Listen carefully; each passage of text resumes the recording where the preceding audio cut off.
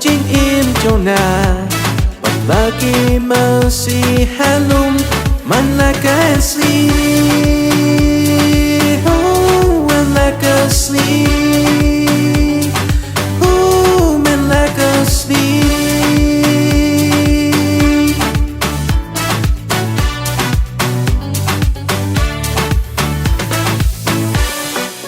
Yes, no sarong by alone, who can nongkyndong, but each a song that kito.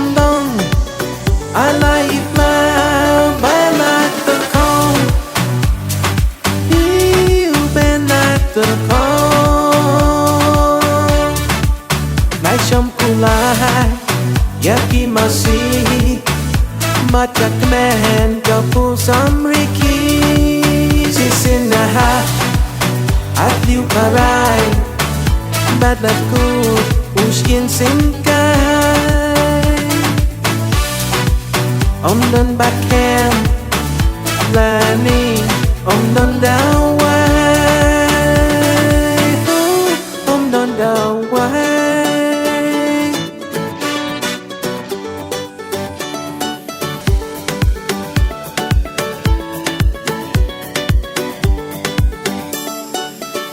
Naya lam niki Masi chonga Shaki lang ki ba chunga Ki kmen hanta Ki abam haban nakrar Akapo sitasi Mabala shit kasi Shawan alay pechmi Kalau ya kisapti Harusnya buyaki dan ngalawan kisah gila bangki Masi.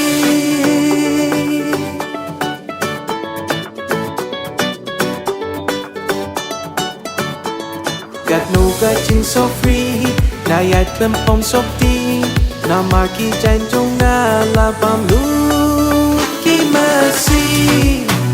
Hakapo banalejmi